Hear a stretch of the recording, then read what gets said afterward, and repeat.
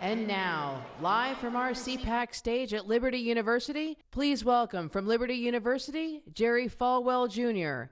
And from the Trump Organization, Donald Trump Jr. I've got a great song. You just won't believe it. And, I said, oh, he's a college kid. He probably thinks it's great. But then he spent the last 3 years, perfecting it. He got this band, and I really think it's going to become the replacement for Lee Greenwood's God Bless the USA. So thank you, Zachary. We're proud of you, proud of you.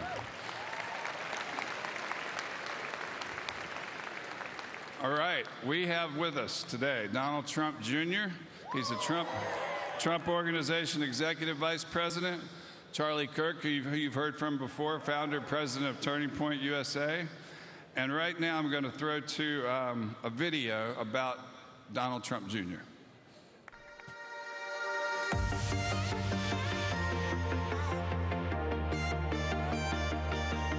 In business, I was trained by my father to make the tough investments and decisions today to ensure a brighter future tomorrow. The most basic aspect being the first, the second to protect that. And that can't be at risk.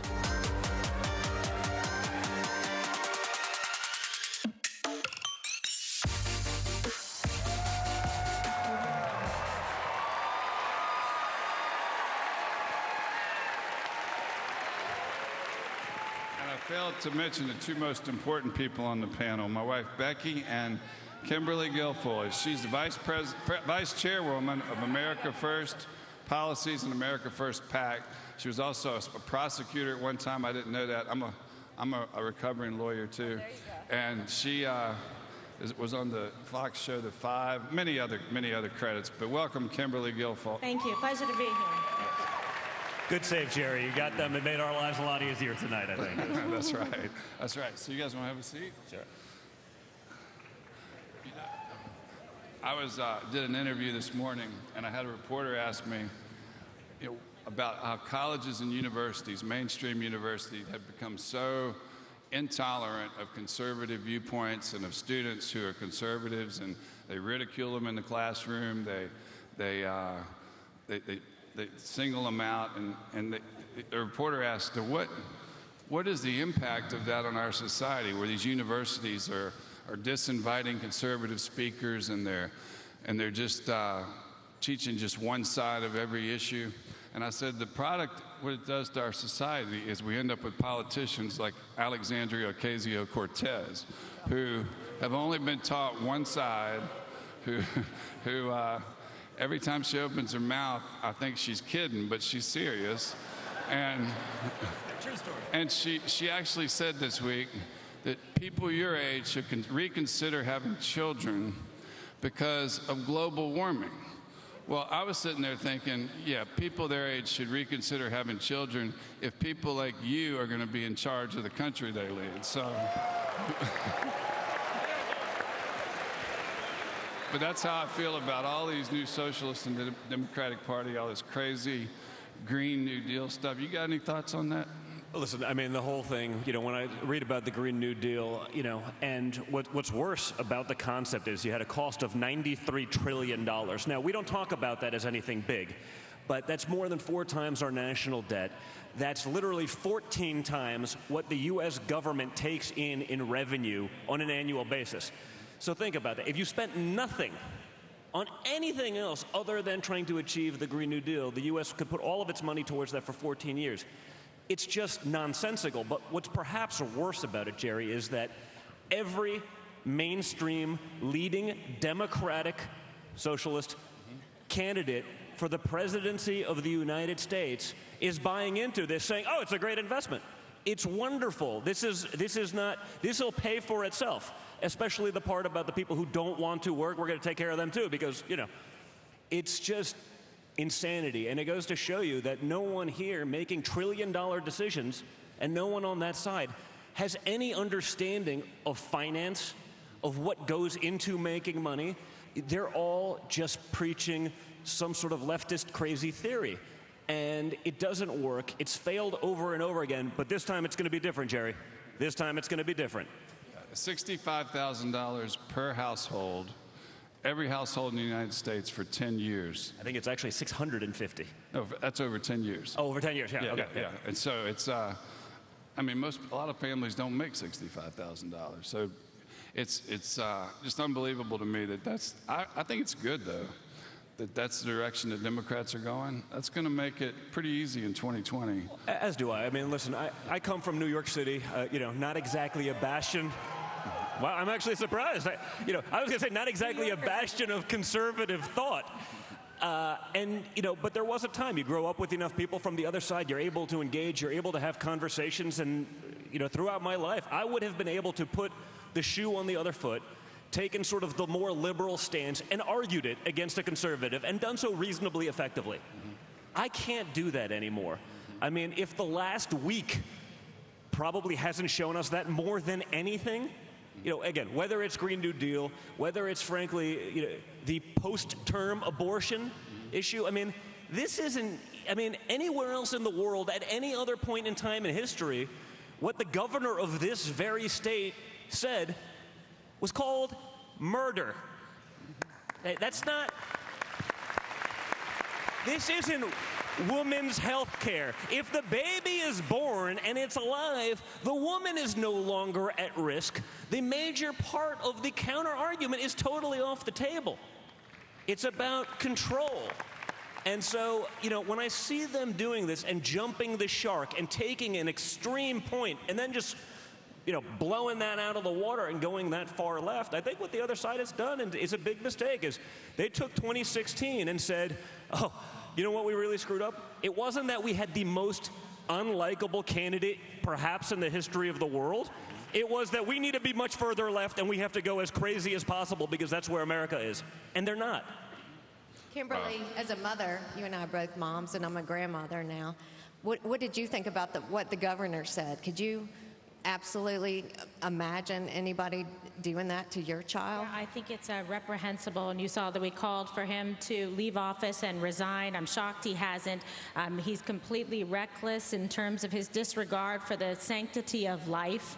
I fought my life as a prosecutor and prosecuting crimes that were committed against children and against women, and in particular homicide cases where if a woman was pregnant at the time and killed in a vehicle, you would get 2 counts of homicide. So how is it that then when a child is actually born, someone could take a life? That is murder. That's flat out simple. So that's what the Democrats want. That's the choice you have on Election Day. I think that one issue could be so defining in terms of who you choose and who you stand for. And quite frankly, Don, your father, President Trump, has been the biggest supporter of pro-life and of religious liberty and freedom. And God bless him, because he has exceeded all the expectations. I knew that he would do this, and with phenomenal Supreme Court picks that will make sure that the sanctity of life is preserved, is protected in this country. And we see it now with 2 additions that he made with Gorsuch and Kavanaugh. So we thank him for that. It seems like they care more about animals and animal rights than they do children rights. And where does that lead? Baby rights. And where does that lead? That's because cows fart. Yes. Oh, God. That was a serious point in the Green New Deal. So yes. We've got to stop that. But where does that lead when you're willing to murder a baby? What about if your parent or your grandparent gets old and they become a pain and a burden? Does that mean we start euthanasia? Exactly. Where do you draw the line on it? It's completely immoral. Downward spiral of just plain, flat-out murder. Yes, it's completely immoral. And for the Fox News Channel, I did a documentary on the Dr. Gosnell trial that happened in Philadelphia, and he was a butcher. He was brought to justice. I sat in the courtroom and watched about what was happening here, and the cases that he took on that were the exact same that the Democrats are supporting, which was murder of children, innocent babies on the table. And it's so reprehensible to think that in this country there are people that could even advocate for that type of thing. It's something that we really have to take a stand on, to choose life, to be able to support and protect these children. They are innocent. They deserve our passion and our protection, and we must fight for their ability to live. Becky, explain why that issue hits home so closely for us recently. Yeah, that's what I said. We 3 weeks ago tomorrow we had our second granddaughter, and like I said a few weeks ago, yeah, and her name is Reagan. How presidential is that? Beautiful Reagan Elise. I lobbied for Trump, but it was a little too soon, maybe. So we'll see. Trump is not the most feminine name, but we could make it. Hey, we could go, but neither is Reagan. We're going to take a page out of the liberal playbook. It doesn't matter. It doesn't matter. We can identify how we want. Oh, by the way, she is a daughter. She's our granddaughter. And we're raising her as a girl. She's beautiful. We're not letting her have a choice. She's what God will be outrage tomorrow that you decided for her. God makes the choice of what the babies are going to be, and God decided she would be a girl. You don't have to raise them as a girl. She's got a little baby doll right under her arm every second. Yeah. And when my boys always had guns in their hands. So we didn't, that's not something. Hashtag me too. That's not something you teach them. That's something they're born with. But as far as those cows you mentioned, I've got 100 cows. You just let Alexandria Cortez show up at my house and try to take my cows away. Yes. I love cows, Jerry. They're delicious. Charlie, you have to share your mic. Oh, you got a mic. Yeah. Tell us what do you see is going to happen with the Mueller investigation, and what's going to happen after that? What's going to be the fallout? And the Mueller investigation is a taxpayer-funded revenge campaign against this president who won a historical election that they didn't expect. That's all this is. If this was actually about Russian interference in our election, he would be looking into Hillary Clinton selling our uranium to Russia in exchange for speaking fees for her and Bill Clinton. $500,000 in speaking fees for a 30-minute speech. She's not that good of a speaker. You don't get $500,000 from a Russian bank because you're Hillary Clinton. You do that for a pay-to-play scheme to sell our uranium to Russia. If it was really about Russian interference, they'd be investigating, how about the Podesta brothers for their lobbying that they did for countries all throughout Eastern Europe? But it's not. Instead, it's how do we go after the Trump family? How do we go after the president? How do we go after anyone in the orbit? Because we are angry that we lost the election. We were surprised by it. There's angry Democrats, including Andrew Weissman, who's running this investigation. They have total roaming authority. Should have been ended a long time ago. But you know what? There was no collusion. It's a complete and total lie. It's gonna backfire on them tremendously and publicly. And I could tell you from my own personal opinion, I don't understand how it is possible that we have this almost 2-year investigation around something that started as a rumor mill, which really was within our own government, a coup against a sitting president of the United States that Andrew McCabe admitted to, and yet we have on-the-record corruption of previous administrations that is never investigated. One primary example, you had a sitting Attorney General, Loretta Lynch, that met with former President Bill Clinton in a private plane in Arizona 2 days before Hillary Clinton was acquitted of all charges by then FBI Director Jim Comey. What was said on that private plane? What was exchanged? Was there a quid pro quo? Why was there not a special investigation into a sitting Attorney General talking to a former President of the United States while his wife was running for the presidency? That stuff's never discussed. Instead, this is a revenge campaign. It should be ended immediately. And but there's no collusion, not going to find anything, and they're going to pay a political price for it in 2020. I believe when the investigation's over, I believe that the administration will have the freedom to declassify documents that expose what the other side did to exonerate Hillary and to unfairly go after your father.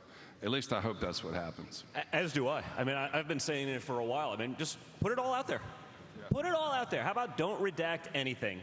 You know, if I'm even a subject of this thing, and, you know, perhaps one of the initial catalysts of it, just because they would do anything. And it's because they needed it to be true, Jerry. It wasn't about facts. It was they needed to explain, again, not our policies are failed, they don't work. Our candidate is terrible, it's got no personality, but it was her turn. They needed to explain Donald Trump, because it wasn't lost on me that the great irony of 2016 was that it took a brash billionaire from New York City to actually be able to reach working class America, to speak to them, not at them, not lecture them, but to actually have a conversation with them, and they got it, and they realized that this was a guy that was going to fight for them. And that's why, I mean, if you look at the first 2 years of his presidency, it's been a promises made, promises kept agenda. Tax reform, couldn't get done. Done. Israel, never going to happen, despite the fact that it passed the Senate 99-0, because one guy called in sick that day. Done. You know, he's showing the world that when he says he's going to do something, it means business. We've gotten our respect back from it. You know, people, they're not messing with it. It's why, despite even this week in North Korea, it's why after 60 years, he's the only guy that's actually made any kind of progress in North Korea. And I've woken up for 2 years listening to pundits and all, you know, we call them experts because they call themselves that, but in reality, their life's work has been working on North Korea, and they say this. I go, wait a minute. Your life's work was North Korea. How many times have you met with him? Oh, we haven't gotten a meeting. How many times have your teammates met with him? Oh, that hasn't happened. So wait a minute. You've spent 40 to 60 years doing this as your life's work, and you've accomplished exactly zero. I always joke, I was usually working with, watching TV in the morning with my daughter Chloe, who's 4. And unlike all of these liberals who pretend that their 4-year-old is asking about the existential threat of nuclear proliferation, Chloe's a 4-year-old. She wasn't asking about any of those things, but I say, Chloe, you know as much. You've accomplished as much as that expert on TV. And she looks at me confused, not knowing what I'm talking about. But the fact that she doesn't know what she's talking about means she knows exactly what these quote-unquote experts have said. So Donald Trump comes in, and rather than doing the old sort of, Einstein's definition of insanity, right? Doing the same thing over and over and over and expecting a different result, he changed up the game, he pushed hard, he did things, and guess what? We haven't had a nuclear test in a year and a half. We haven't seen test missiles flying over Japan. We're actually in a room. We got prisoners back. We got the remains of our Korean War veterans back. So all these experts that know so much, what did they do in 60 years, Jerry? They didn't do anything. Well, so he's getting it done, and that's a threat to them because they don't want someone who can actually get something done. They want to be able to talk, then go do whatever their donors tell them to do, perpetuate the problems to be able to, show that you need them. And that's what the other side is. It's the party of dependence. They need people to be dependent on them for their existence to continue. Well, I think the reason for your father's success in North Korea is because of his business background. I mean, the other presidents we've had in the last 40 years don't have that business background. They don't understand that sometimes you got to play hardball. You got to say no. They would give a little bit. They'd release some sanctions, and in return for lots of promises from the North Koreans, and then the promises wouldn't be kept. And most importantly, sometimes you have to walk away. Yeah. And that's what people don't understand. Oh my God! What? You want to sign a bad deal that means nothing? No, that's what Obama did. Obama was great at signing bad deals that meant nothing or were terrible for the United States. But it doesn't matter because when you have 95% of the media coverage, 93% of the media coverage, and they want to do anything to make you a hero, you don't have to make good deals. Well, we make good deals with 93% negative coverage, but the reality is the results are speaking for themselves, Jerry. All-time low female unemployment, all-time low African-American unemployment, all-time low Hispanic unemployment. Sort of goes against the narrative. Yeah. You would think with all of those things, all-time high stock market, energy exploration where we're actually a first, net exporter for the first time in history. All of these things. GDP, there's not a single economic metric, not one, where we are not better off today than under failed President Obama. It doesn't exist. I've done that in a room of haters. Name one. They can't do it, but they don't want to give credit where credit is due because they've spent a lot of time making sure that their little establishment cliques are locked in place. I couldn't agree more. And also, I have to believe that if President Obama had gone to North Korea and had been there in a summit, and at the same time the Republicans had called a convicted felon to testify before Congress about Obama, everybody would be screaming, that's treason. That's you're working against the United States' chance to get peace with a nuclear power. But yesterday, we didn't hear anybody yelling. No, treason. 100%. I mean, I was pretty vocal about it on social media, for those of you who like my Twitter feed. But no, it was, I mean, think about even an opposition party that hates the president so much that you would counter-program nuclear peace talks with a convicted criminal one of whose many convictions was lying to Congress. I mean, think about what that does when the other side is seeing that going on simultaneously.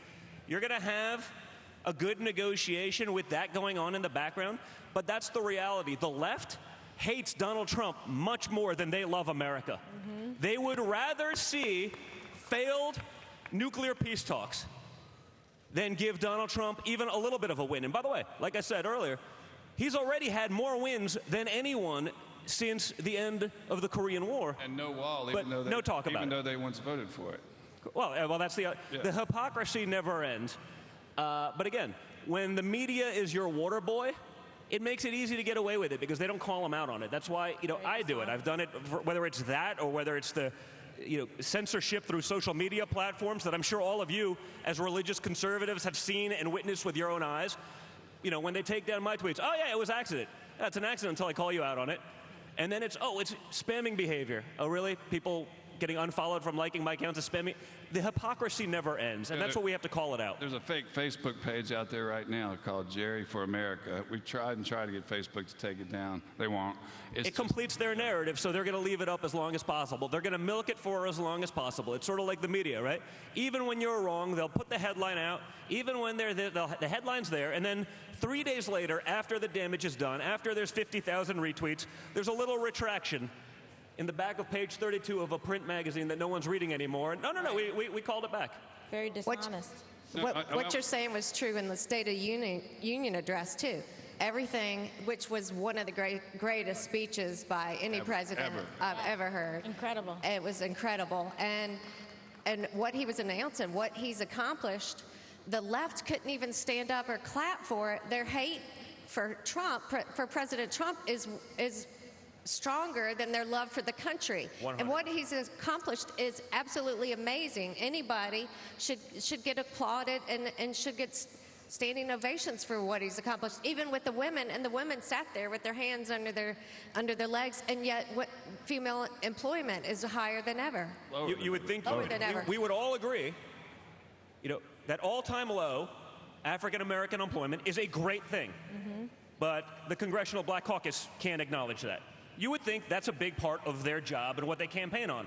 But when Donald Trump does it, it's a disaster. Yeah, same with women, same with Hispanics, whatever it may be. Okay, if Barack Obama accomplished 1/10 of what Donald Trump has done for those minority groups, they'd crown him emperor for life. Yeah. That was when he had a failed presidency. All of those metrics were negative, frankly, were a disaster. And it's like he could do no wrong. He's this great, I said the greatest joke of the midterm cycle was Obama trying to claim credit for the economy. Because we all know insane taxation policies, hyper-regulation, all of these things. Yes, that's going to turn out. I said it was the stupidest statement in the history of both politics and economics. Mm-hmm. And it was. But again, the media, of course it's Obama. Of course it is. All these things. Excuse me. We cut 22 regulations, this administration, for every new one in place. We actually got tax reform done. People are able to invest in themselves, in their companies, in their businesses. That's what's doing this. It's why every consumer confidence metric is being broken, not because of insane, oppressive socialist policies. Because of the Trump economy. And yet you can run around, and if you're Barack Obama, you can just claim whatever you want. No problem. Sure, we'll give it to him because it hurts Trump. And that's a problem. But you're right when you all said it, which is they're overplaying their hand. They're taking it so far. It's so extreme that real hardworking Americans, people that I get to see and spend time with in the middle of the country, they're like, man, this is insanity. They're not going to chime in. They don't even participate in a lot of the polls. They're just not willing to necessarily engage that way. But man, do they see it. Well, it hit home for Liberty University. We have a lake on the backside of campus, 6 acres. We've been wanting to enlarge it to 30 acres for a while. Couldn't do it under Obama with the EPA. Your dad comes in, the lake's going under construction soon. So it's just little things like that where they... Incredible. And that's for you guys. That's for you guys. But... You'd have to come back and go fishing, Jerry. Yes, yeah. But you mentioned how the radicalization of the Democratic Party has pushed many former Democrats back towards the conservative side. And I've seen that when I was in college in the 80s. Democrats, liberals would say, I might not agree with you, but I'll die for your right to say whatever you want to say. Now they're authoritarian. They don't want to let conservative people speak. They don't want us to speak our minds. Kimberly, did you make the same transition to the right as Don, or do you guys still disagree about stuff? Oh, no. Well, I've been a registered Republican since I was 18 years of age, and as Don knows, she's probably I'm more conservative than me. Than he is. That's a fact. So, and this is what I love. I really feel that we're such an incredible place in American political history, thanks to the leadership of President Trump. And, we saw back what Ronald Reagan was able to accomplish, That's why your granddaughter, right, is named after Reagan. And you see this now, real enthusiasm and optimism in America because these conservative principles work. Because the president and Republicans, like we have up on this stage, know that we need to be responsible, fiscally responsible with your tax dollars, that we should make sure that the next generation is left in a better position than when we started and got in. That's what's so important, and the president gets that. He really wants to do the best and rise up for all Americans, and I love that. As a Puerto Rican woman, Hispanic, and 6.1% Native American Indian, you liked that one? This More is than something. What percent? Exactly. What percent? 6.1% Native American Indian. All right, Which is about 1,000% more than Liz Warren. That worked out well for him, right? My great-great-grandmother was a full-blooded Cherokee, but I never used it to get this job, I promise. And by the way, either did I, to get a job or to get into school, because I believe in equality of opportunity, but not a result of working hard, putting that hard work in, and trying to better yourself, about personal responsibility. That's why I stand for this president, because he stands for all of us. He doesn't want any Americans left behind. He wants us all to be in a better place. And now Americans have families across this country that nobody paid attention to before, that we saw in all the rallies that Charlie and Don and I did across this country. They have more discretionary spending and money to put in their pockets, to put their kids in after-school programs, and to take care of themselves and have the health care they need. That's thanks to your father and to our great president. Well, right now we're sending this live feed back to CPAC in Washington, so thank you, CPAC, for staying with us.